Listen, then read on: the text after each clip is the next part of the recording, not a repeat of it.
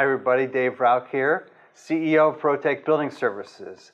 And this is the edition of the Maintenance Manager Newsletter, which goes to 6,000 folks in our HOA industry, community association managers, developers, and consultants. And today I am with Cathy Acquazzino. Got it. And Cathy is a community association manager, ex-community association manager. Yes. Who had her own company that she's since sold. And we're going to be talking about management today. Mm-hmm. And so Cathy, how did you get into this business? I answered an ad in a newspaper. I was between jobs, not knowing what I wanted to do, and there was an ad, and so I answered the ad, and I went into a small boutique community management firm and was interviewed for an admin, and they asked if I'd like to be a community manager, which I knew nothing about. And I said, sure, I'll give it a shot. Wow. Mm-hmm. Wow, you jumped right into management? Yes, yes. And with CAI, CACM wasn't here at that time. No certification, no formal training, but CAI was around. So what year was that? 1989. 89? Uh-huh. Gotcha. Yes. Wow. And so what was your experience? How did you like community management? And I know you started a company after a few years. Yes, the firm that I worked for didn't have formal training, so you either dove into it and learned on the job, or you burned out and you left. Mm-hmm. And I happened to love it. I love serving people. I love the task orientation. I love seeing progress mm-hmm. and helping communities be better. Mm-hmm. And so I loved it.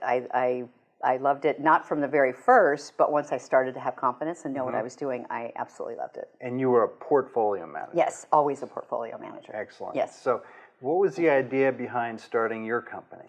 Well, I had a friend, actually she wasn't a friend when she came mm-hmm. to the company, but we became friends, and we started to go to lunch together, and we started to commingle our ideas and had a better vision. We thought a better mm-hmm. vision than the firm that we worked for.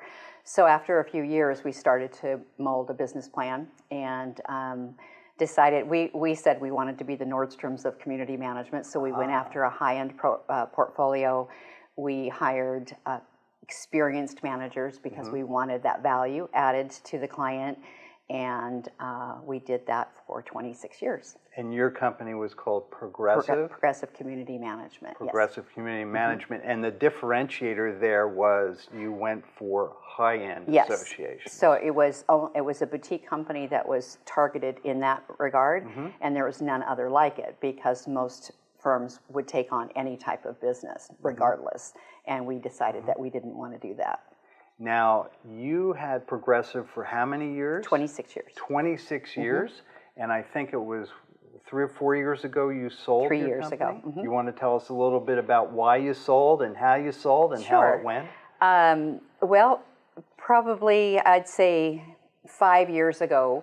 Yeah, 5 years ago, mm-hmm. we started to see a very big trend changing in industry. Mm-hmm. And what that was is larger companies, larger national companies were starting to buy up smaller companies and starting to make the market change as mm-hmm. far as the value, mm-hmm. the price per door. They had many ancillary services that came into play, so they could make profits in other areas, so they didn't necessarily have to have the profit on the management side. Mm-hmm. And we were strictly professional management, so we found that it was going to be more difficult and more difficult to compete in the industry in the way we wanted to do it. So you sold Progressive. Yes. And then you started a consulting company called Common Solutions Consulting. I didn't at first. My intent was to retire. Uh-huh. And that was also part of the sale. I was getting older. My business partner's mm-hmm. younger, but I was getting older and wanted to slow down a little bit. Mm-hmm. And just kind of paralleled that with what was happening in the industry. So I thought I was going to retire, and I think I told you I don't like golf. I didn't have anything to do, and I'm a kind of an A type. So after about 5 months, I reached out to someone that I highly respected in the industry and told her that I was feeling like brain dead and that I needed to do something. And so she had suggested I go into consulting, which she had done as well. And so her and I, she's been my mentor, and I am doing mostly expert witness consulting right now for HOAs or other plaintiffs, as long as I can advocate appropriately. And I love the work. I love the work. It's a hobby. It's not a full-time job. It's a hobby, and I take on cases that I can believe in and I can support. And I also have helped HOAs find new management or work through management issues that they have. Awesome. And that has to be interesting. So HOAs come to you and they would like to find a new management company. Or solve problems that they're having, yes. Or solve problems. So yeah, that has to be a lot of fun. It is, because I can see it from both perspectives. And being third party, you can be more neutral. You have no vested interest with either party. But many times in this industry, it's not the management firm that's failing. A lot of times it's just the expectations of both parties, or you could have a dysfunctional board, or you could have massive turnover with the management firm, so there's no cohesiveness.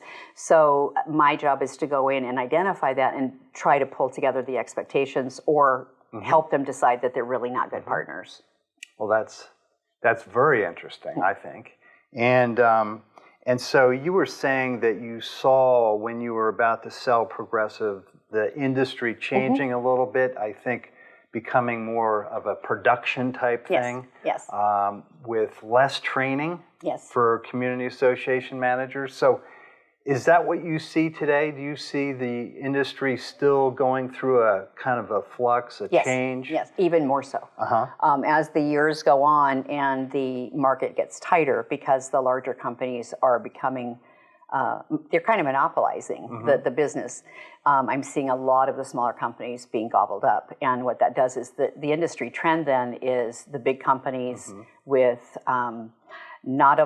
I'm going to say this generally, it's probably not to be specific, but a lot of managers that are not using this as a career, they're dabbling in it and then they're finding other things because they don't have the quality of life balance. They have large portfolios because the major companies have to have a bottom line meet. And if they're only charging a small amount per door, then managers have to take on more in their portfolio. And obviously we're seeing a lot of management or manager turnover, and I think that's part of it too. That's a lot of it. A lot of companies being purchased. I do, and I think that in our generation, and I say that as a boomer, we had a work ethic. We tended to choose a career and stay with it and become loyal. I don't know that the younger version of our workforce now has that same, I'm not going to say drive, but maybe the same loyalty. I think they'll always be looking for something that might be better on the horizon, where our generation trended to stay, to work, to be loyal, to build. And I don't know that that's the same actually in any industry anymore. I think that there's a lot more transitory, it's very rare you call a company and hear that somebody's still there after 2 or 3 years. You know, you just don't hear it.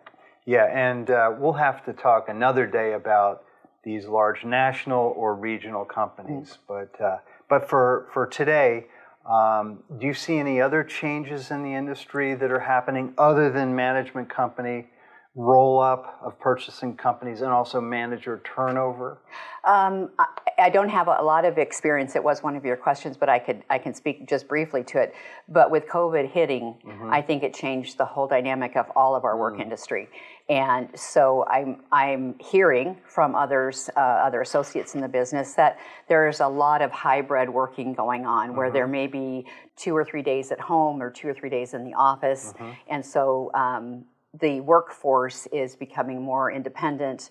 They're becoming less of an office environment and more isolated, I believe, in how they do their job. Interesting. So now a more standard question about HOA management. You know, September, October, or maybe it's a summertime is the budgeting time. Depends. We've talked about this with fiscal years changing. So with all the vendors raising prices, us included, you know, how does a manager best approach their board of directors to explain the pricing, maybe increasing assessments? I mean, what would a new manager do to help the board understand why the prices are increasing? Well, I think the first way of successfully doing it is to proactively reach out to all of the service providers to find out what's going on with them, because Most service providers are very reluctant to provide price increases, but they know they're coming. We live in right now an environment that's heavily inflated. We have overhead costs. We have staffing issues that are driving prices up. We have supply issues. So if you're a good proactive manager, you'd reach out to your service providers, those that you have relationships with, regular relationships, and find out what's going on with them, so that you're proactively planning for it rather than reactively waiting for a service provider that might not understand the budgeting process. And managers do have to plan, because they're not all calendar years. Some portfolios, they land up at a June fiscal year, and so they may be planning in January. So first and foremost is to reach out to the service providers to find out what's going on with them and if they're planning price increases. That way, a projection can be done in a pro forma, and you can then present to the board, these are the realistic costs that we are going to see next year, instead of reacting later next year when the price hits. That helps a board sometimes to plan accordingly and raise dues. Some boards will push back. Most boards do not like to raise dues. It's their home also. They want to be popular. They don't want to get pushback from their membership. So a lot of them put their head in the sand and say, well, we'll go out to bid, or we'll make it up in other ways. And so the budgeting process is not always clean. A lot of times managers will come and say, we need a 20% increase, and they'll go, no, we need to cut here, here, here, or go back to them and tell them we won't pay that price, or let's take that out to bid. So it's not a clean, easy process. Yeah, there's no easy way to explain to a board of directors as a manager, that every year prices go up, costs go up, especially now when we have 9% inflation. Yeah. So there's no easy way to explain that to them so they understand it then. You can explain it, whether they listen to it, because the bottom line means that they're going to have to go out and be the non-popular people to raise dues. I think most people understand increases, they just don't want to have them. And so what you'll find is later on, when communities get older and older, they're more reserve deficit because the appropriate increases did not go in every year.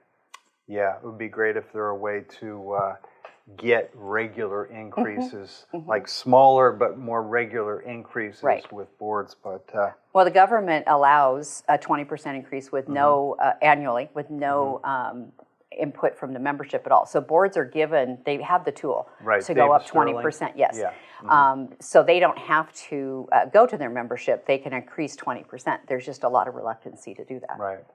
And question on maintenance. I know when you had Progressive, you managed mostly PUDs, or was there condos? All single family. No, all single family. And how did you address, how did you help the associations with their maintenance planning and their maintenance programs to execute on the maintenance? Well, companies like yours were there to handle we would call it regular maintenance. It would, from minor maintenance to janitorial to those type of things. But again, going back proactively, associations have to have reserve studies every year.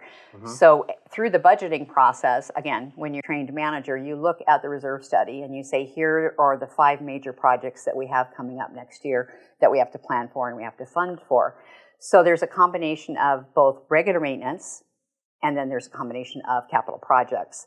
So as a manager, you have all of that. You know what your community is going to need. It's whether you can have the time to pull it all together and present it to the board proactively. Right. And the capital projects, the funds for that are taken out of the reserves. Yes, correct. And then the operating budget funds the regular ongoing maintenance. Yes, there's 2 aspects of a budget, yes. Gotcha. So this is very informative. Thank you very much. Are there any other things that you'd like to talk about in the industry or with your consulting business? No, maybe. I think that in general, and I think in general as well, we've lost some of our commitment to customer service because the bottom line comes into that. And so I think that I would love to see in our industry collectively companies that will take the reach out and say, this is what we need to be able to provide quality service, as opposed to being afraid and reducing prices, hence reducing value, hence causing associations much more money than they'd ever know because they can't see it ahead of time. So I think in closing, I think I would much rather see good quality companies stay in the industry, stay strong, and weather the storm against the big companies that are going to come in and possibly devalue what we do. So there's definitely a place for small and mid-sized companies that want to really focus on the boards, if on they the community. if they can weather the storm, yeah. It's not an easy business, no, is it? It is not. It is not. But anyhow, so thank you very much, Cathy. My pleasure. We really appreciate your time, and thank you very much. Stay safe.